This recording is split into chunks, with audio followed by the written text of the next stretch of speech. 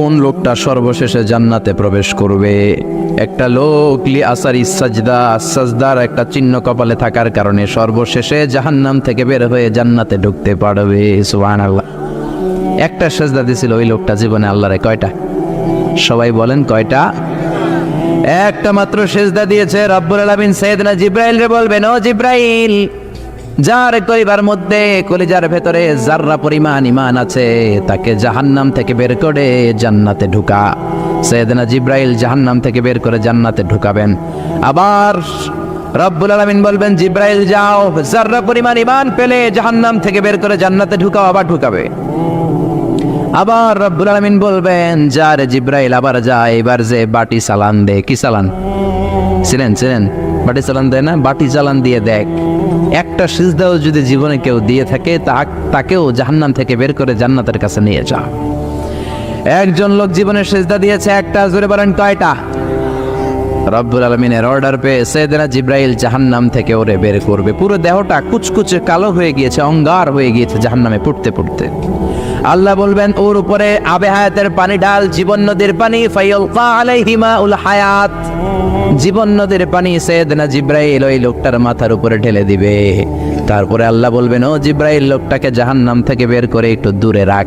লোকটা মহা খুশি। লোকটা কি মহা খুশি? এতদিন পুড়তে পুড়তে অঙ্গার, আজকে জাহান্নাম থেকে বের হয়ে সাইডে দাঁড়ায় আছে, কি খুশি! হাজার হাজার বছর চলে যাবে, কিন্তু জাহান্নামের আগুন কি দুনিয়ার আগুনের মতো নাকি? বিশ্বনবী বলেছেন, নারুকুম তুকিদুনা বিহি জুজউন মিন ৭০ জুজ মিন নারি জাহান্নাম। দুনিয়ার যে আগুন দিয়ে রান্না করে তোমরা রান্না করো, এই আগুন কিন্তু জাহান্নামের আগুন না। জাহান্নামের আগুন দুনিয়ার আগুনের চেয়ে ৭০ গুণ বেশি তেজ ওয়ালা কোন। আল্লাহু আকবার। এজন্য আল্লাহ এটার নাম দিয়েছে নারুল্লাহ। এটা আল্লাহর আগুন। কার আগুন? নারুল্লাহিল মুকাদা আল্লাতী তাত্তালিউ আলাল আফিদা। এটা আল্লাহর আগুন, দুনিয়ার আগুন। আঙ্গুলে লাগালে আঙ্গুল জ্বলে, পায়ে লাগালে পা জ্বলে। জাহান্নামের আগুন দেহের যেই জায়গায় লাগুক না, সবার প্রথম আপনার কলিজাটা জ্বলে যাবে। তাকে জাহান্নামের বাইরে দাঁড় করে রাখা হবে, হাজার হাজার বছর নাচতে থাকবে খুশির জোরে, বাচ্চি আমি বাচ্চি। হাজার বছর পরে আল্লাহর ডেকে বলবে, ও আল্লাহ, ইনদি সুআল, আমার প্রশ্ন আছে, আমি কি আপনার দরবারে একটা প্রশ্ন রাখতে পারি নাকি? আল্লাহ বলবেন, বালা তবান, অবশ্যই পারো।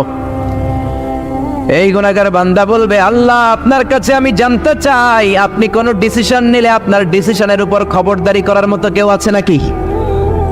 আল্লাহ বলবেন, না, আমার ডিসিশনই ফাইনাল। এবার গুনাহগার বান্দা বলবে, আল্লাহ, তাহলে আপনার কাছে আমি জানতে চাই, এই জাহান্নামের এই পাশ থেকে আমার যদি অনেক দূরে নিরাপদ একটা জায়গায় নিয়ে আমারে রেখে দেন, আপনারে জিজ্ঞেস করার মতো কোনো লোক আছে নাকি? আল্লাহ বলবেন, no one can ask me anything, কেউ আমারে জিজ্ঞেস করবে না। এবার কেঁদে কেঁদে লোকটা বলবে, মাবুদ, জাহান্নাম থেকে বের করেছেন শুকরিয়া, কিন্তু জাহান্নামের লেলিহান শিখায় এখনো তো আমার দেহ জ্বলে যায়।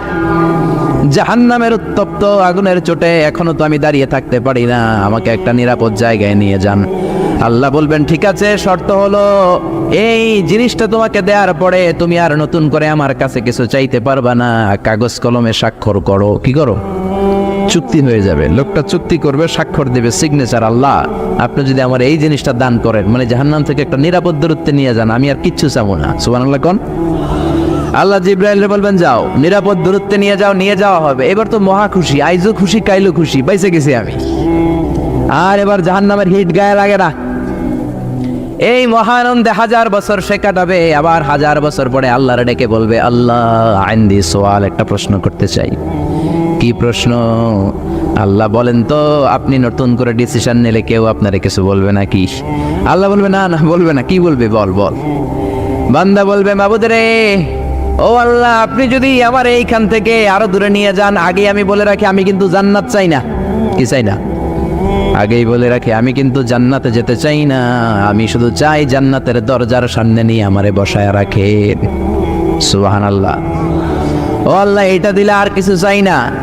আগেই বলছি জান্নাতে ঢুকুম না, জান্নাতের দরজার পাশে বসুম। আল্লাহ বলবেন, তুই না ওয়াদা করেছিলি আগের জিনিসটা দেওয়ার পরে আর কিছু চাবি না? বান্দা বলে, আল্লাহ, আর কিছু চাবো না, এইটাই শেষ চাও। আল্লাহ বলবেন, আবার চুক্তি কর। আবার কি কর? চুক্তি কর, একটা সিগনেচার দে যে কিছু চাবো না। আবার সিগনেচার। এবার আল্লাহ সাইয়েদনা জিবরাইলকে বলবেন, যা আমার এই হতভাগা গোলামটারে জান্নাতে ঢুকাইস না, জান্নাতের দরজার সামনে চেয়ার দিয়ে ওইখানে বসিয়ে রাখ। এইবার ওরে আর ধরে কে? জান্নাতের দরজার সামনে চলে আসছে। আহা, কি সুন্দর জান্নাত! এয়ার কন্ডিশনের রুমে যারা ঢুকেছেন দেখবেন, রুমে ঢুকতে না পারলেও দরজার সামনে দাঁড়াইলেও একটা ঠান্ডা বাতাস আছে না নাই? আছে না?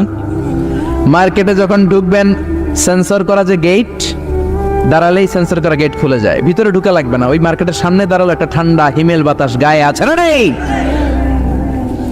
ও জান্নাতের দরজার সামনে দাঁড়িয়ে জান্নাতের হিমেল ঠান্ডা বাতাস খায়, জান্নাতের নাজ নেয়ামত দেখে, হুর দেখে, গেলমান দেখে, সুন্দর সুন্দর জিনিস দেখে, কিন্তু উপভোগ করতে পারে।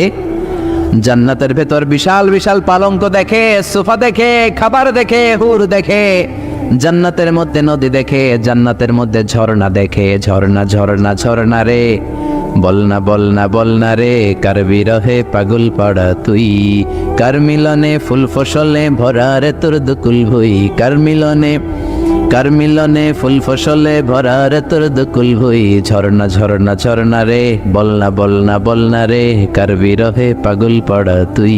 সুবহানাল্লাহ পড়েন। জান্নাতের ঝর্ণা দেখে এসে অবাক। কুমিয়া, এত সুন্দর জান্নাত, মালা আইনুন রাত ওয়ালা উযুনুন সামিআত ওয়ালা খাতারা আলা কলবি বাশার, কেউ কোনোদিন দেখে নাই, কেউ কোনোদিন শুনে নাই, এত সুন্দর হতে পারে এটা কল্পনাও করতে পারে না। ঠিক কি না? ওই জান্নাত সে সরাসরি দেখে, লাইভ সরাসরি সম্প্রচার হচ্ছে, জান্নাতের ভিতরে কি হয় না হয় সব দেখে, কিন্তু ভোগ করতে পারে না। একটা জ্বালা যন্ত্রণা ভিতরে আছে না নাই? আবার 1000 বছর পরে চুক্তির কথা বলে আবার আল্লাহরে ডাক দিবে, মাবুদ রে আইন্দি সুয়াল, আমার একটা প্রশ্ন আছে। কি প্রশ্ন? তুমি যদি আবার নতুন করে কোনো ডিসিশন নাও, কেউ তোমারে ধরবে না কি? আল্লাহ বলবে, না না ধরবে না, তোর কথা কি ওইটা কও, এটা তো আগেই কয়েকবার কইছি, আমারে জিজ্ঞেস করার মতো কেউ নাই, আমি চিরক্ষমতার মালিক, আমি রাজা ধীরাজ। চিৎকার করে বলেন ঠিক কিনা? আমারে ধরার মতো আটকানোর মতো কেউ নাই। এবার লোকটা চিৎকার দিয়ে বলবে, আল্লাহ জান্নাত দেখি, জান্নাতের হুর দেখি, গেলমান দেখি, জান্নাতের নাজ নিয়ামত দেখি, নদী দেখি, ঝর্ণা দেখি, জান্নাতের সুস্বাদু চমৎকার খাবারগুলো দেখি, কিন্তু ধরতে পারি না, খেতে পারি না, ভোগ করতে পারি না। ও আল্লাহ, আমারে হতভাগা বানাইলে আমনের কি লাভ? আমারে এই জায়গায় চেয়ারের মধ্যে বসায়া কষ্ট দিলে আপনার কি লাভ? আপনার কি লাভ রে মাওলা? আপনি চাইলে তো আমারে জান্নাত দিতে পারেন, আপনি আমারে আর হতভাগা বানাবেন না, আমার জ্বালা, অন্তরের জ্বালা আর বাড়াবেন না, আপনি দয়া করে আমারে জান্নাতে ঢুকিয়ে দেন। এই আকুতি মিনতি সহ কথাগুলো শুনে আল্লাহর রহমতের দরিয়ার মধ্যে জোশ খেলে যাবে, আল্লাহর রহমতের দরিয়া কেঁপে উঠবে। আল্লাহ বলবেন, ও গোলাম, তোর এত আকাঙ্ক্ষা জান্নাতে ঢোকার, যা জান্নাতে ঢুকে যা। সুবহানাল্লাহ। বাড়িতে যে জান্নাতে ঢুকে যা, শুই না দিব এক দৌড়। আল্লাহ বলবেন, এই দাঁড়া দাঁড়া, এদিকে আয়। দৌড় দিলি কেন? আস্তে আস্তে ভদ্রভাবে গেলি না কেন? জান্নাতে কেউ তো অভদ্র আচরণ করে না, দৌড়াদৌড়ি করে না, আস্তে আস্তে গেলি না কেন? এবার বলবে, আল্লাহ অনেক সিস্টেমে আইছি, সিস্টেম কম করি নাই, অনেকগুলা সিস্টেম করেছি। আল্লাহ বলবেন, ওয়াই হাকিব না আদম, তোর ধ্বংস হোক, মা আগদার আমিনকা, তোর চেয়ে বড় গাদ্দার গোলাম আমি আর দেখি নাই। এতগুলা চুক্তি করলি আল্লাহর সাথে, এটা ভারত বাংলাদেশের বাণী চুক্তি না, এটা তোর সাথে বিশ্ব গভর্নমেন্ট আল্লাহর চুক্তি। জোরে কোন ঠিক কিনা? তুই আল্লাহর সাথে চুক্তি করিস, ওই চুক্তি ভঙ্গ করিস, তোর তো অনেক সাহস, তুই তো অনেক কিছু করতে পারবি। সে বলবে, আল্লাহ আবার নিয়ে আপনি কোনো কারণে কোনো অজুহাত দিয়ে বের করে দেন, একবার যদি ঢুকতে পারি, ওই চান্স নেয়ার জন্য দিছি দৌড়। আবার আল্লাহর রহমতের দরিয়ায় জোশ খেলে যাবে। আল্লাহ কাছে ডাকবে, এদিকে আয়, আমার বগলের নিচে আয়। সুবহানাল্লাহ পড়েন, এদিকে আয়। এবার আল্লাহ আদর করে ওরে বলবেন, তোর কি এত চাওয়া, বল কি চাস, কি লাগবে তোর? খুশির চোটে বলবে, আল্লাহ আমারে এটা দাও। আল্লাহ বলবেন, যা দিলাম। এবার বলবে, ওইটা দাও। কয়, যা দিলাম। আল্লাহ এটা দাও, এটা দাও, গাড়ি দাও, বাড়ি দাও, নারী দাও, সব দাও। আল্লাহকে যা সব দিলাম। এরপর কি চাস? কই এটা দাও। অনেক চাওয়ার পরে সে বলে, আল্লাহ আমার কাছে আর চাওয়ার লিস্টিতে আর কিছু নাই, আমার লিস্ট শেষ। আল্লাহ কয়, না, আজকে খেলা তো এত সহজে শেষ হবে না, তুই চাইতেই থাকবি। বুখারীর বর্ণনা, একটু বানিয়ে বলছি না, শুধু বঙ্গানুবাদ। তুই চাইতেই থাকবি, আমি দিতেই থাকবো, দেখি তোর কত চাওয়া আছে, তোর মনের জ্বালা যন্ত্রণা কতটুকু, তোর গভীরতা, জ্বালার গভীরতা কতটুকু, আমি আল্লাহ দেখতে চাই। কি আর করবে, অপারগ হয়ে আবার চাইবে আল্লাহ এটা দাও ওইটা দাও, চাওয়ার দরকার নেই তারপরেও চাই, কারণ আল্লাহ তো ছাড়ে না। এটা দাও ওটা দাও ওটা দাও, আল্লাহ সব দিবে। এবার আল্লাহ আর কিছু নেই, আল্লাহ বলবেন নো। এই খেলা এত সহজে শেষ করা যাবে? আরো আরো চাইতে শুরু করবে, চাইতে চাইতে শেষ, আল্লাহ সব দিয়ে ফেলবে। এবারও আবার আল্লাহ বলবে না, থামা যাবে না, আরো চা। এবার কয় আল্লাহ মাপ চাই, দোয়াও চাই, আমি আর কিছু লাগবে না। আল্লাহ বলবে গোলাম তোর কি লাগবে বল, যা তোরে আমি জান্নাত দিয়ে দিলাম। তোর জান্নাতটা কত বড় সাইজের হবে শোন, এই পৃথিবীটা সাইজে যত বড়, তোর জান্নাতটা বাকি সকল জান্নাতে যারা জান্নাতের ভেতরে রয়েছে তাদের জান্নাতের চাইতে তোর জান্নাতটা হবে সবচেয়ে ছোট, আসগর জান্নাত। আর তোর ওই জান্নাতটা হবে এই পৃথিবীর 10 গুণ। কোন সুবহানাল্লাহ। এজন্য আল্লাহর সেজদা দেওয়ার দরকার আছে না নাই? জিকির করার দরকার আছে না নাই? আল্লাহর কাছে চাওয়ার দরকার আছে না নাই? নাকি খাজা বাবার কাছে চাবেন, নাকি ল্যাংটা বাবা, নাকি পাগলা বাবা, নাকি লালন বাবা? চাইতে হবে একজনের কাছে। তিনি কে? সূরাতুল হুজরাত আপনাকে ভদ্র বানাবে। কি বানাবে? কি বানাবে? কথা বলেন, কি বানাবে? তাফসীর মাহফিলগুলোকে মনে করবেন ক্লাস, কি মনে করবেন? যিনি কথা বলছে শিক্ষক, আমরা সবাই কোরআনের ছাত্র, ঠিক কিনা? আপনাকে ভদ্র বানাবে, সমাজটাকে সুন্দর বানাবে। শেষ পর্যন্ত খেয়াল করে শুনতে হবে আমলের নিয়তে। ইনশাআল্লাহ পড়েন, পড়েন ইনশাআল্লাহ। আল্লাহ বললেন ইয়া আইয়ুহাল্লাযীনা আমানু লা তুকদ্দিমু বাইনা ইয়াদাইল্লাহি ওয়া রাসূলিহি ওয়াত্তাকুল্লাহ ইন্নাল্লাহা সামিউন আলীম। আল্লাহু আকবার। আল্লাহ বললেন খবরদার ও গোলাম, আল্লাহ আল্লাহর রাসূলের চেয়ে বেশি বোঝা যাবে না, আল্লাহ আল্লাহর রাসূলের চেয়ে বেশি অগ্রগামী হওয়া যাবে না, আল্লাহ আল্লাহর রাসূলের সামনে দিয়ে পণ্ডিতি করা যাবে। আল্লাহ আল্লাহর রাসূল যা বলেছেন তাই ফাইনাল। আল্লাহ আল্লাহর রাসূল যে ডিসিশন দিয়েছেন এটাই ফাইনাল, ঠিক কিনা? কোন মুমিন মুমিনাতের জন্য এমনটা শোভনীয় নয়। আল্লাহ আল্লাহর রাসূল একটা ডিসিশন দিবে, তারপরে আবার আমাদেরও কথা থাকবে। আমাদের কোনো কথা থাকবে? আল্লাহরটাই ফাইনাল, রাসূলেরটাই ফাইনাল। চিল্লায় বলেন ঠিক কিনা? এজন্য আল্লাহ বললেন ওমা কানা লিমুমিনিন ওয়ালা মুমিনাতিন ইযা কাদাল্লাহু ওয়া রাসূলুহু আমরান আন ইয়াকুনা লাহুমুল খিয়ারাতু মিন আমরিহিম। আল্লাহ আল্লাহর রাসূল যদি কোনো বিষয়ে ডিসিশন দেয়, ওই ডিসিশনই ফাইনাল, ঠিক কিনা? আমাদের আর কোনো অপশন নাই। আল্লাহ বললেন চুরি করলে হাত কেটে দাও, আমাদের কোনো কথা আছে? আল্লাহ বললেন জিনা করলে 100 বেত মারো, ফাজলিদু কুল্লা ওয়াহিদিম মিনহুমা মিয়াতা জালদা। আর বিবাহিত হলে মাথা উড়িয়ে দাও। আল্লাহ বললেন যদি নামাজ না পড়ে পিঠের উপরে 5টা করে বেত দাও। আমাদের কোনো কথা আছে? সৌদি আরবে এখনো এই নিয়ম আছে, যারা নামাজ পড়ে না 5 করে বেত। এজন্য অজু থাকলেও সবাই আজান হইলে মসজিদে দৌড়, অজু না থাকলেও দৌড়, কারণ পিঠ তো বাঁচাইতে হবে, ঠিক কিনা? এই নিয়ম যদি বাংলার জমিনে চালু হয়ে যায়, কোনো বেনামাজি থাকবে নাকি? আইনটা কার? প্রধান বক্তা যদি বক্তৃতার পরে নামাজ না পড়ে, প্রধান বক্তার পিঠে 5 বেত আছে না নাই? মুয়াজ্জিন সাহেব যদি নামাজ না পড়ে আছে না নাই? খতিব সাহেব জুমার দিনে খুতবা দেয়, ওয়াক্তিয়া নামাজ যদি না পড়ে 5 বেত আছে না নাই? চেয়ারম্যান না পড়লে আছে না নাই? প্রধানমন্ত্রী না পড়লে? আপনারা বলছেন আমি কই নাই।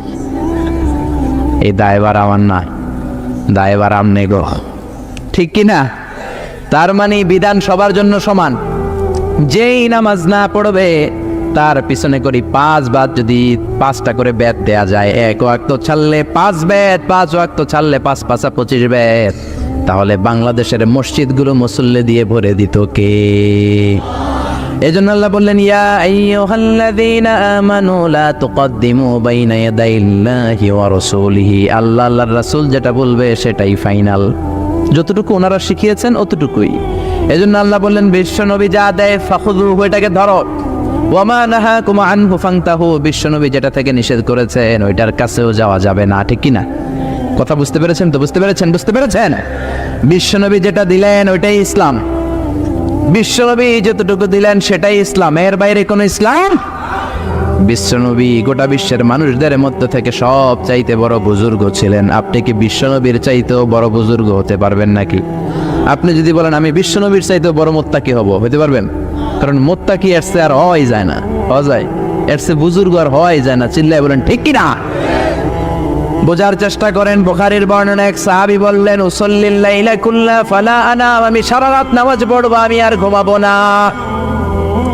এক সাহাবী বললেন, আসুমুদ দাহরা কুল্লাহু ফালা উফতির, আমি সারা বছর রোজা রাখবো, রোজা ভাঙবো না।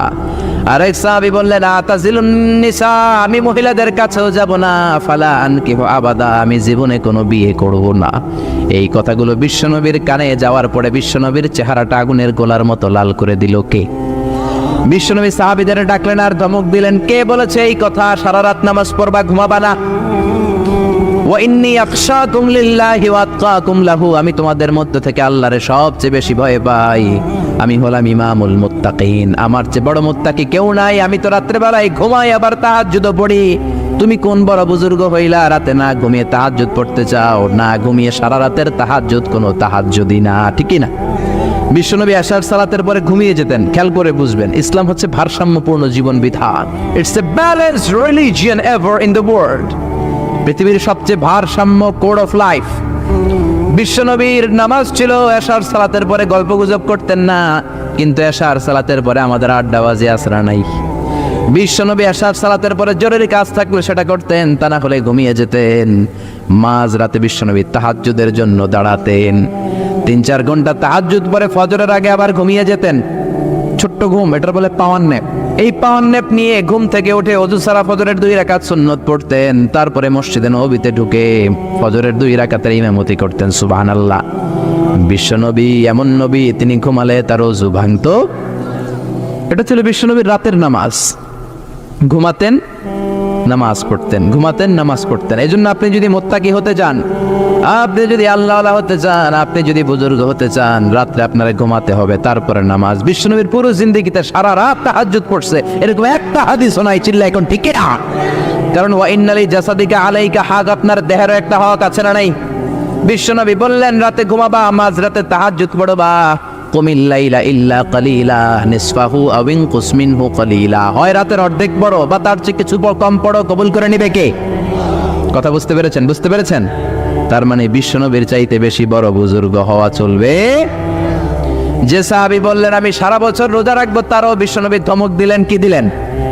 বিশ্বনবী বললেন, আমি বিশ্বনবী হয়েও সপ্তাহে 5 দিন আমি পেট ভরে খাই, খালি রোজা রাখি 2 দিন। জোরে বলেন কয়দিন? বিশ্বনবী সোমবার রোজা রাখতেন, বৃহস্পতিবার রোজা রাখতেন, বাকি 5 দিন খাইতেন, ঠিক কিনা? আবার বিশ্বনবী বললেন, আমি মাসে স্পেশাল রোজা রাখি 3টা, আইয়ামুল বিদ, 13, 14, 15 রোজা আছে না নেই?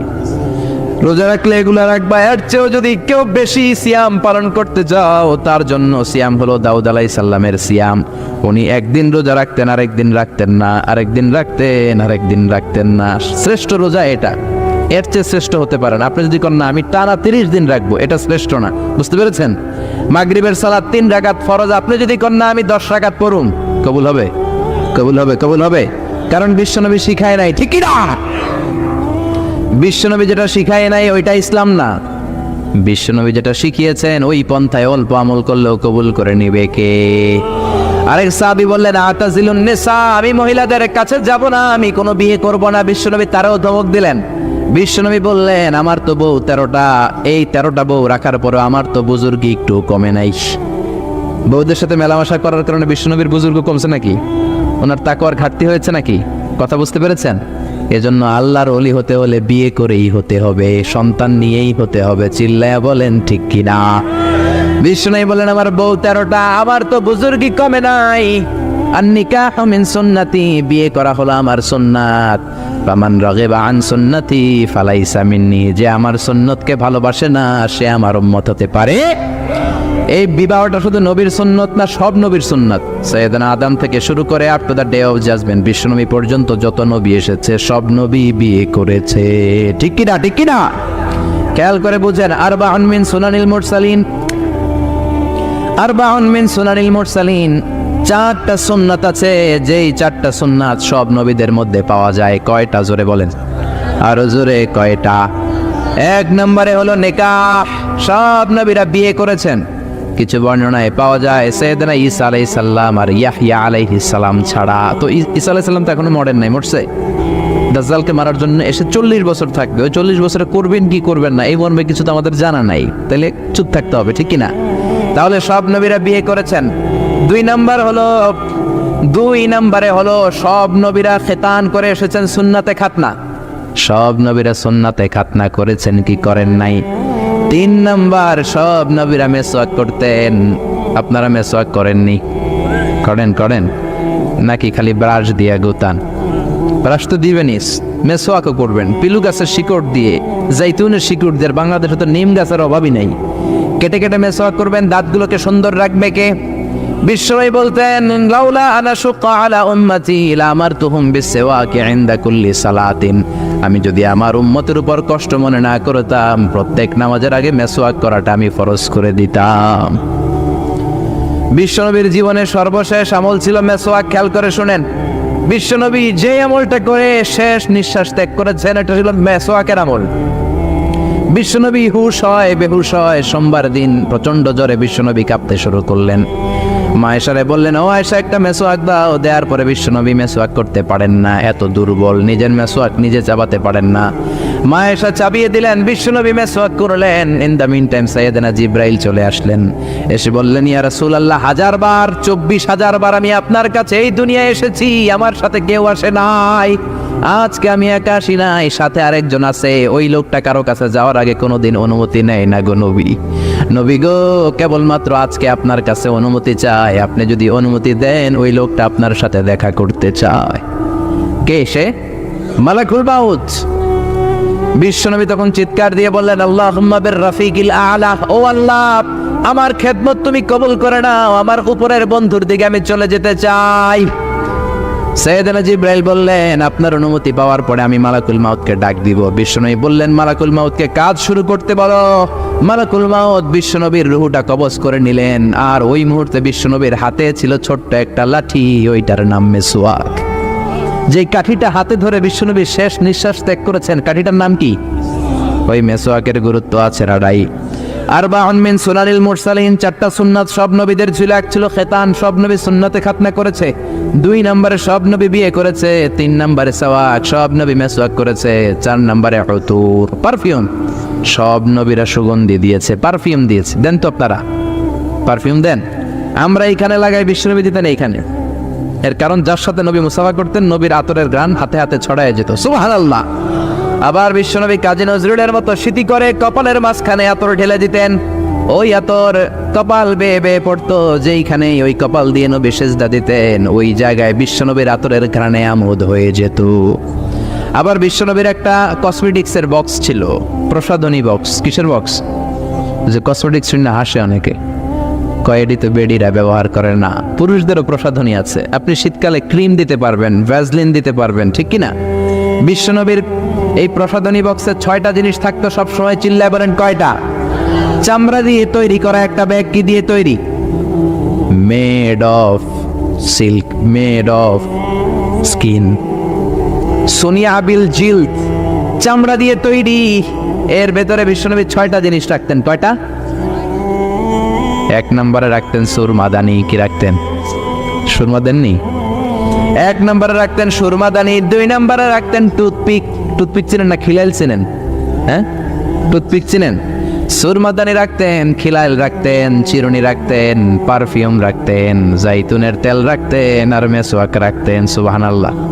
এজন্য এগুলো ব্যবহারের দরকার আছে না নাই? এজন্য আল্লাহ বললেন, ইয়া আইয়ুহাল্লাযীনা আমানু লা তুকদ্দিমু বাইনা ইয়াদাইল্লাহি ওয়া রাসূলিহি। আল্লাহ আল্লাহর রাসূল যেটা বলেছে সেটাই ফাইনাল, ঠিক কি না?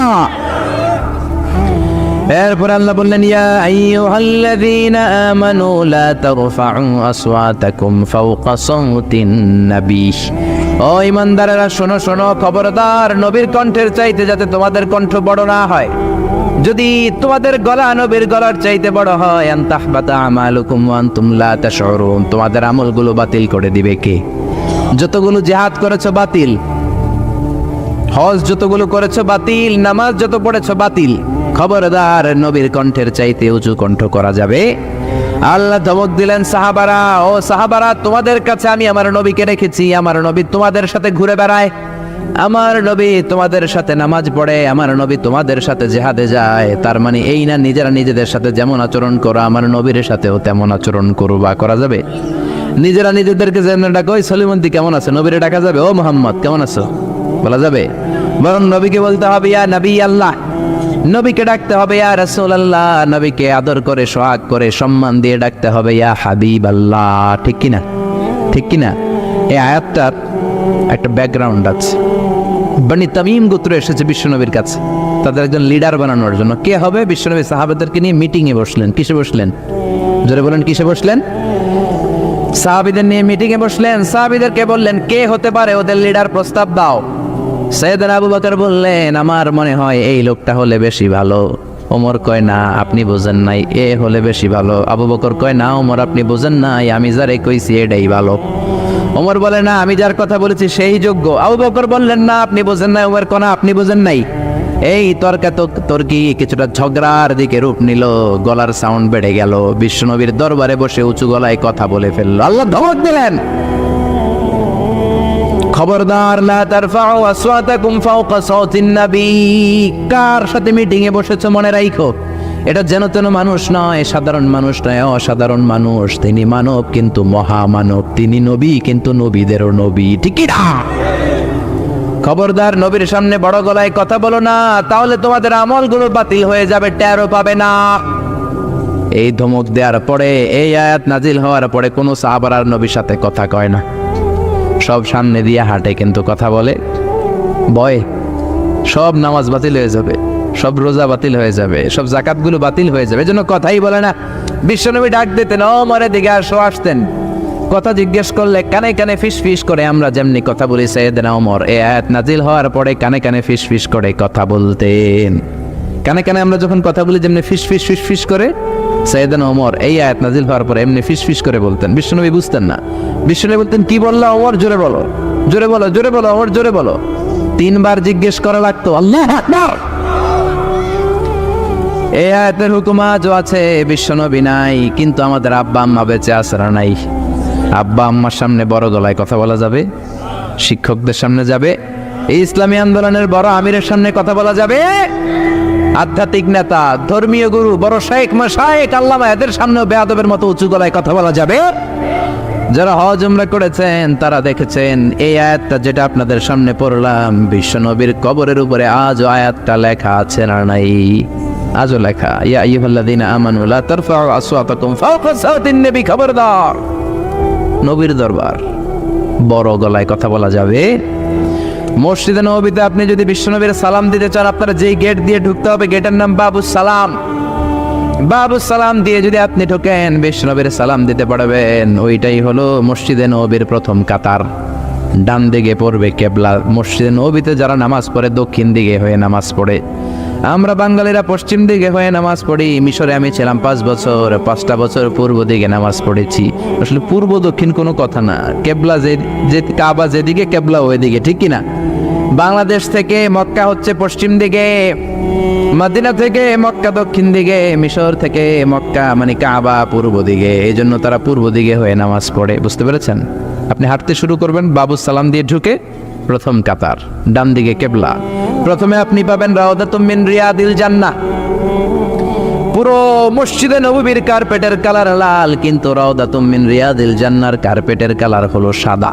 ছোট্ট একটু জায়গা। বিশ্বনবী বলতেন মা বাইনা মিম্বারি ওয়া বাইতি রাউদাতুম মিন রিয়াদিল জান্নাহ। আমি যেই মিম্বারে দাঁড়িয়ে জুমার খুতবা দেই, এটা থেকে আমার ঘর পর্যন্ত সামনের মাঝখানের জায়গাটা দুনিয়ার বুকে জান্নাতের টুকরা। এখানে নামাজ পড়ার জন্য খালি ধাক্কা ধাক্কি। আমি রাত 12টায় মদিনায় বসলাম, ঢুকলাম, ঢুকে ভাবলাম আগে রাউদাতুম মিন রিয়াদিল জান্নাতে 2 রাকাত সালাত পড়ি। 50-60 জন করে ঢুকায়, লাইনে দাঁড়ালাম, ঢুকলাম। ভাগ্য ভালো, এমন একটা জায়গা পেয়েছি লেখা মাকান তাহাজ্জুদি রাসূলিল্লাহ, মানে এই জায়গায় রাসূল তাহাজ্জুদের নামাজ পড়তেন। আল্লাহর শুকরিয়া আদায় করে 2 রাকাত সালাত পড়ে আবার প্রথম কাতারে ঢুকে গেলাম। এবার বিশ্বনবীর সালাম দেওয়ার পালা। হাঁটতে লাগলাম সবার সাথে। রাউদাতুম মিন রিয়াদিল জান্নার পরে ছোট্ট একটা জায়গা, এই জায়গায় সাইয়েদনা ঈসা আলাইহিস সালাম দুনিয়াতে আসার পরে, দাজ্জালকে হত্যা করার পরে 40 বছর দুনিয়াতে থাকার পর যখন ইন্তেকাল করবেন, বিশ্বনবীর বাম হাতের এই পাশের জায়গাটাতে ওনার সেখানে কবর দেয়া হবে। সুবহানাল্লাহ, ছোট্ট একটু জায়গা, কবর দেয়া হবে সেখানে। হাঁটতে লাগলাম, এরপরে বিশ্বনবীর কবর, লেখা মুহাম্মদ রাসূলুল্লাহ সাল্লাল্লাহু, যেই নবীর কথা ছোটবেলা থেকে এতদিন পড়লাম, যেই নবীর হাদিসগুলো শিখলাম, যেই নবীর জন্য আমরা দেহের তাজা রক্তটুকু বিলিয়ে দিতে পারি কি পারি না, ওই নবী নাকি এই জায়গায় শোয়া। কোন উম্মত এই কথাটা চিন্তা করে ধৈর্য ধারণ করতে পারে? নিজেকে সামলে রাখতে পারে না, বুক ফেটে কান্না আসে, চিৎকার দিয়ে নবীরে ডাকতে মনে চায়, কিন্তু ডাকা যাবে না, কারণ লেখা লা তারফাউ আসওয়াতাকুম ফাওকা সাউতিন নবী, খবরদার এটা নবীর দরবার। নবীর দরবারে উঁচু গলায় বড় গলায় কোনো চিল্লা ফাল্লা বা আওয়াজ করা যাবে? দাঁড় দাঁড় করে মানুষ চোখের পানি ছাড়ে, চিৎকার করে কাঁদতে পারে না।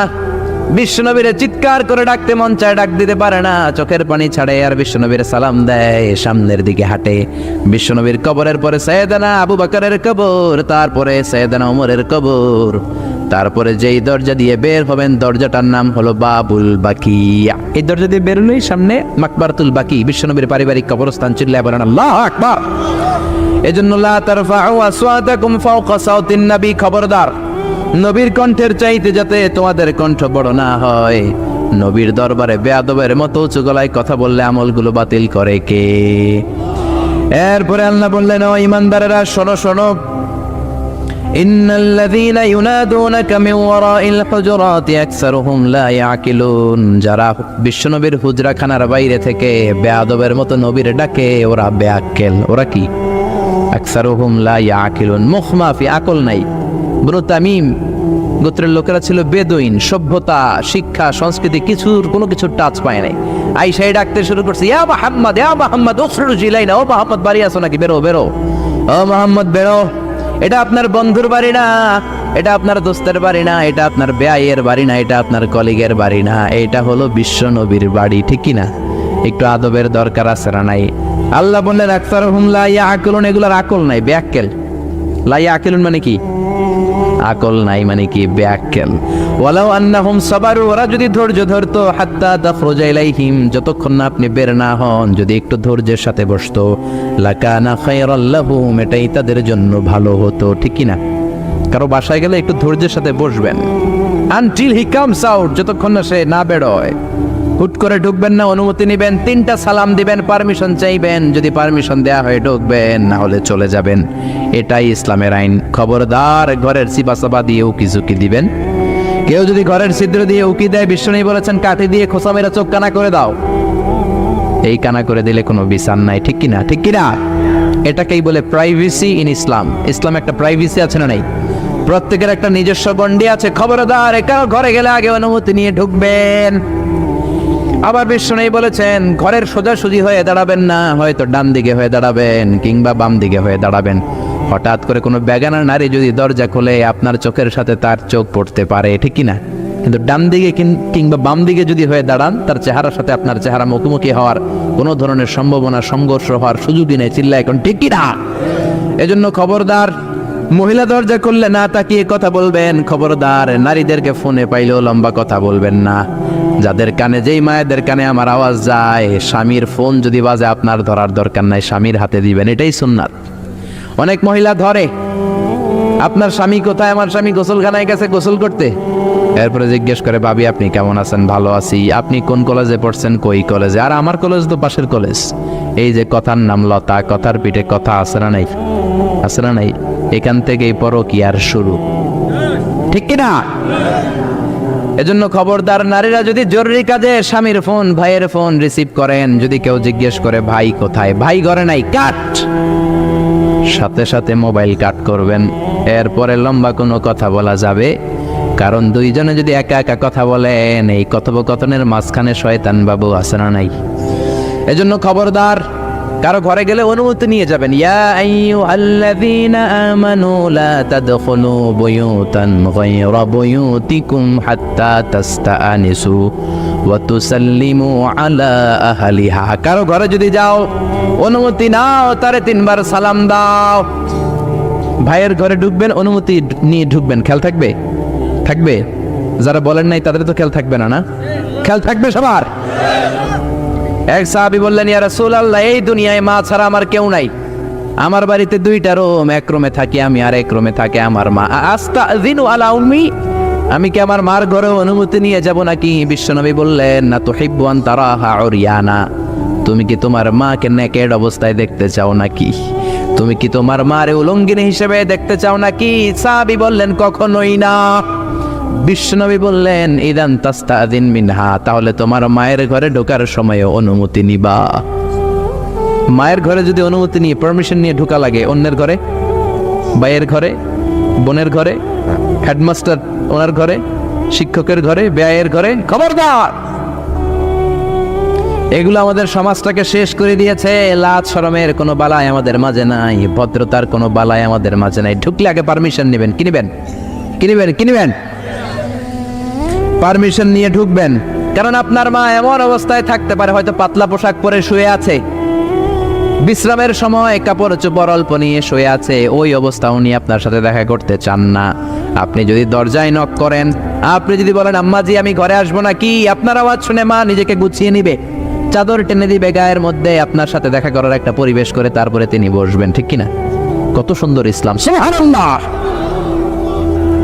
ফাইযা قضيت الصلاة فانتشروا في الأرض وابتغوا من فضل الله واذكروا الله كثيرا لعلكم تفلحون। সুবহানাল্লাহ পড়ে।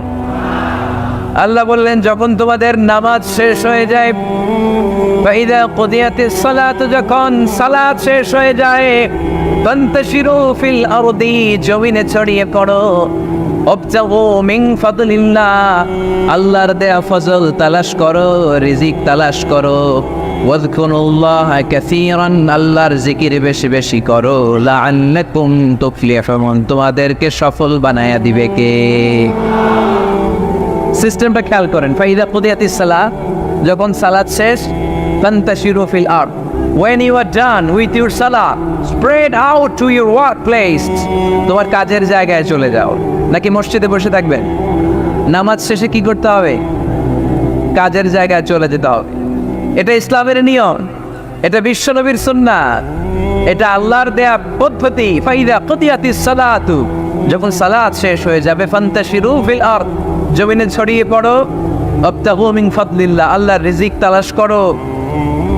জমিনের মধ্যে আল্লাহর ফাদাল আছে, রিজিক আছে, এই রিজিকগুলো তালাশ করো। মসজিদে বসে থাকলে এই ফদল বা রিজিক কি পাওয়া যাবে? যাবে না। মসজিদে ঢুকলে রহমত পাওয়া যায়। গাজীপুরের ভাইয়ের আওয়াজ তুলে বলেন, মসজিদে ঢুকলে কি পাওয়া যায়? এজন্য মসজিদে যখন আমরা ঢুকি, কোন পা দিয়ে ঢুকি? ডান পা দিয়ে ঢুকেই আমরা বলি, আল্লাহুম্মা ফতাহলি আবওয়াবা রাহমাতিক, ও আল্লাহ, open for us the door of your mercy, আল্লাহ আমাদের জন্য আপনার সব রহমতের দরজাগুলো খুলে দেন। কারণ মসজিদে ঢুকলেই রহমত দেয় কে? আর মসজিদ থেকে যখন বের হই তখন রহমত নয়, তখন পাওয়া যায় ফদল, যে ফদলের কথা আল্লাহ আছে বললেন, ওয়াবতাগু মিন ফাদলিল্লাহ, এই ফদল মানে হচ্ছে রিজিক। তাই মসজিদ থেকে যখন বেরোই, কোন পা দিয়ে বেরোই? আর কি দোয়া পড়ি? আওয়াজ করে বলেন, আল্লাহুম্মা ইন্নী আসআলুকা মিন ফাদলিক, মানে হে আল্লাহ, আমি আপনার কাছে আপনার ফদল চাই, রিজিক চাই। দুনিয়ার কেউ রিজিক দিতে পারে না, রিজিক দিতে পারে কে? এই রিজিক আমি আপনার কাছে চাই। আবার আল্লাহ বললেন, ওয়াল্লাযী জাআলা লাকুমুল আরদা যালুলান ফামশু ফি মানাকিবিহা ওয়া কুলু মির রিজকি ওয়া ইলাইহিন নুশুর। তিনি তো এমন সত্তা, যিনি তোমাদের জন্য জমিনটারে বানিয়েছেন সাহালাতুল মাসালিক, সহজে হাঁটা যায়, চলা যায়, চারা বীজ রোপণ করা যায়, চাষাবাদ করা যায়। আল্লাহ বললেন জমিনের আনাচে কানাচে ঘুরে বেড়াও, জমিনের মধ্যে তোমাদের জন্য রিজিক রেখে দিয়েছে কে? এই জমিনের সব জায়গায় রিজিক আছে। আপনি জমিনের পাহাড়ে যাবেন, পাহাড়েও রিজিক আছে। জানেন পাহাড়ে কি চাষ হয়? হ্যাঁ, জুম চাষ হয়। বাংলাদেশের পাহাড়ে জুম চাষ হয়, আর মালয়েশিয়ার পাহাড়গুলোতে সব চাষ হয়। মালয়েশিয়া একটা জায়গা আছে ক্যামেরুন হাইল্যান্ড, ভাই গেছিলেন নাকি? ৬,০০০ ফিট উপরে, ঠান্ডা, প্রচন্ড ঠান্ডা। আমি প্রায় যাই, ওখানকার চা বাগানের স্নিগ্ধ হাওয়া আমাকে টানে খুব, বাতাসটা খুবই ক্লিন, ভাল লাগে। ওই ক্যামেরুন হাইল্যান্ডে ৬,০০০ ফিট উপরে ওরা করেছে ফুলের বাগান, ফলের বাগান, চায়ের বাগান, স্ট্রবেরির বাগান, মধুর চাষ করে। আর এই ৬,০০০ ফিট উপরে এই ভেজিটেবলস আইটেমগুলো দিয়ে তারা পুরো মালয়েশিয়ার খাদ্যদ্রব্যের যত সংকট, সব সংকট তারা দূরীভূত করেছে। সুবহানাল্লাহ পড়েন। তো ওনারা পাহাড়ের উপর চাষ করে, আর আমরা সমতল জায়গায় চাষ করতে চাই না। চাষাবাদ করতে আমাদের লজ্জা লাগে। কি লাগে? যুবক ভাইয়েরা, কাজে কোনো লজ্জা নেই। কাজে কি নেই? পরিশ্রমে লজ্জা নেই। লজ্জা হচ্ছে অলসতায়, লজ্জা হচ্ছে অকর্মণ্যতায়। আমরা কাজ করে খেতে চাই, পরিশ্রম করে খেতে চাই। রাজি আছো সবাই? এখন অনেকে রুফ গার্ডেনিং করে। রুফ গার্ডেনিং মানে ছাদের, বাসার ছাদের উপরে কি সুন্দর পেঁপে গাছ, আম গাছ। আমি নিজে দেখেছি, নিজেরা খায়, আশেপাশের প্রতিবেশীদের সবাইকে দেয়, বাজারে বিক্রিও করে। নিউ আইডিয়া, রুফ গার্ডেনিং করো। তারপরে একসাথে হাঁসের চাষ হয়, পানিতে হাঁসগুলো ভেসে বেড়ায়, আর নিচে মাছের চাষ হয়। এরকম অনেক যুবক আছে যারা এগুলো করে করে স্বাবলম্বী হয়েছে। আমরা এগুলো করতে চাই না, আমাদের লজ্জা লাগে। আমাদের হোটেলের বেসিয়ারি করতে লজ্জা লাগে, ছোট্ট ফুচকার দোকান দিতে আমাদের লজ্জা লাগে, কিন্তু বিশ্বনবীর ছাগল চড়াতে কোনো লজ্জা লাগতো না। কাজে কোনো লজ্জা আছে? লজ্জা কিসে দেয়? অলসতায়। আওয়াজ করে বলো, লজ্জা কিসে? অলসতা করা যাবে না। অলসতাকে আজকের প্রোগ্রাম থেকে আমরা না বলে দিব। আমরা অলসতাকে বলে দিব নো। অলসতাকে আমরা কি বলবো? নো। আমরা অলস হতে চাই না, আমরা খেতে খেতে চাই, ঘাম ঝরাতে চাই। পরিশ্রমের ঘামের লোনা পানিতে জন্ম নেয় সফলতার বীজ। আমরা সফল হতে চাই, ঠিক কিনা? এজন্য অলসতা করা যাবে না, কাজ করতে হবে। আল্লাহ রাসূল সাল্লাল্লাহু আলাইহি ওয়াসাল্লাম এবং সাহাবারা আমাদেরকে কাজের প্রতি উৎসাহিত করেছেন। সাইয়েদনা ওমর ফারুক রাদিয়াল্লাহু তাআলা আনহু, নাম শুনেছেন? কত নম্বর খলিফা? সবাই বলেন। 1 নম্বর খলিফার নাম কি? 2 নম্বর খলিফার নাম? 3 নম্বর? 4 নম্বর? রিদওয়ানুল্লাহি তাআলা আলাইহিম আজমাইন। ওমর ফারুক সাধারণ কোনো সাহাবী ছিলেন না, তিনি এমন সাহাবী ছিলেন, বিশ্বনবী সাল্লাল্লাহু আলাইহি ওয়াসাল্লাম বলেছেন আমার পরে কোনো নবীও নাই, রাসূলও নাই, তবে আমার পরে যদি কেউ নবী হতো আমার ওমর নবী হয়ে যেত। বিশ্বনবী বলছেন লা নবিয়্যা বা'দি ওয়ালা রাসূলা, আমার পরে কোনো নবী নাই, রাসূল নাই। লাউ কানা বা'দি নাবিয়্যুন লাকানা উমর, তবে আমার পরে যদি নবী হওয়ার কোয়ালিটি আমার কোনো সাহাবীর মধ্যে থেকে থাকে, আমার ওমরের মধ্যে সেই কোয়ালিটি আছে। প্রভু তুমি বলেছ রাসূল দেবে না, বলনি দেবে না ওমর, বলনি দেবে না হামজা তারি, খালিদ বিজয়ী সমর। প্রভু তুমি বলেছ রাসূল দেবে না, বলনি দেবে না ওমর, বলনি দেবে না হামজা তারি, খালিদ বিজয়ী সমর। প্রভু তুমি বলেছ রাসূল দেবে না। সুবহানাল্লাহ পড়েন। ওমর ফারুক রাদিয়াল্লাহু তাআলা আনহু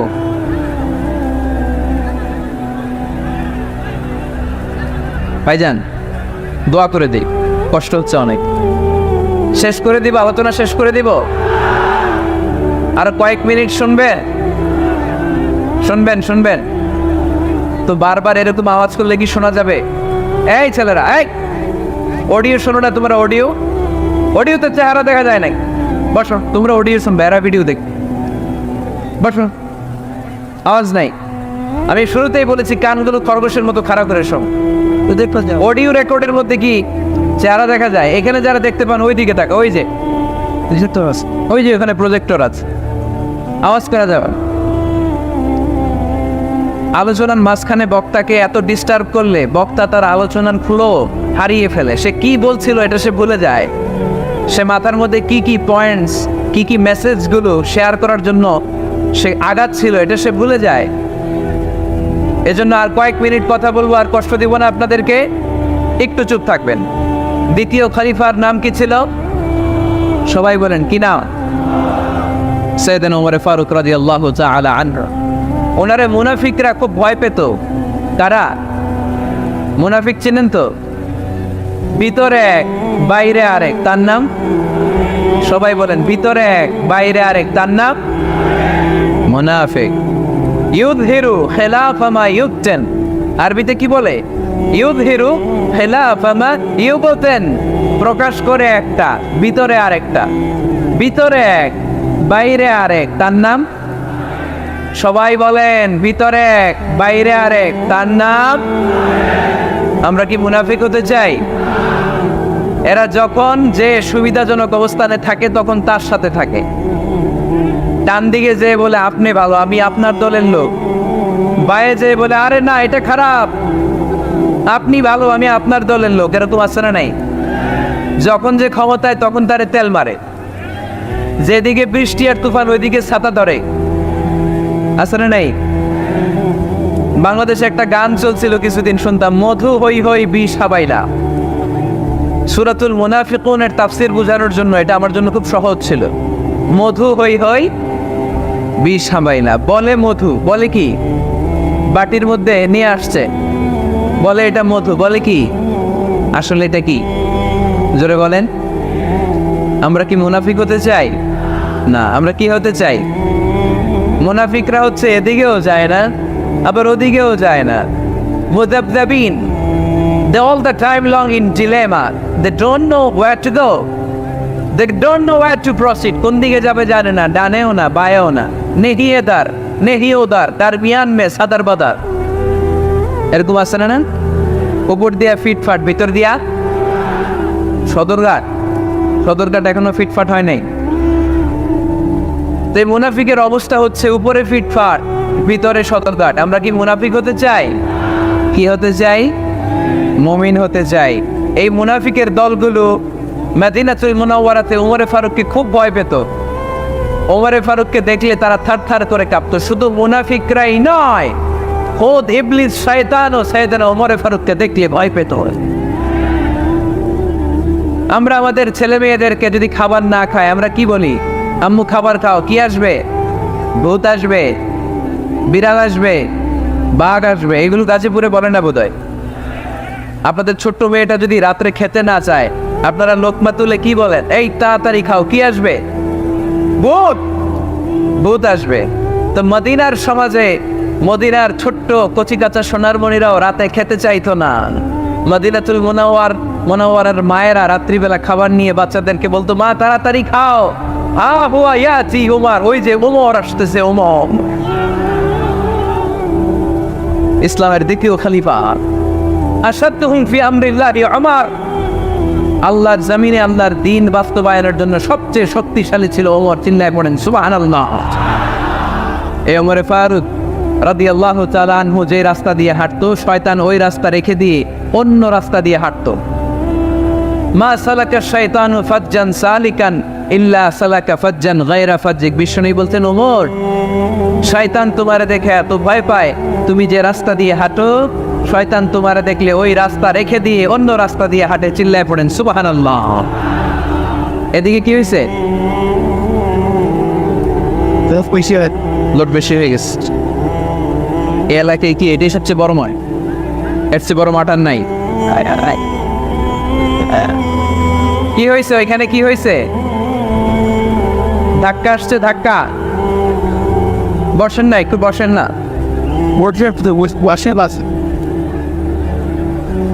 মন্ত্রী মহোদয় আসছে?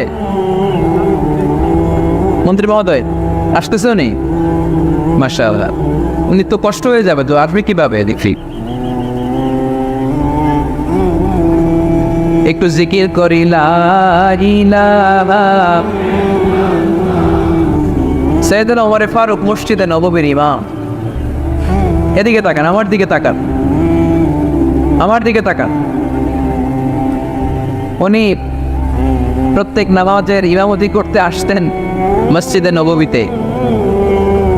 জোহরের নামাজে ইমামতি করলেন, ইমামতি করে দেখলেন নামাজ শেষ, সবাই বের হয়ে চলে যায়।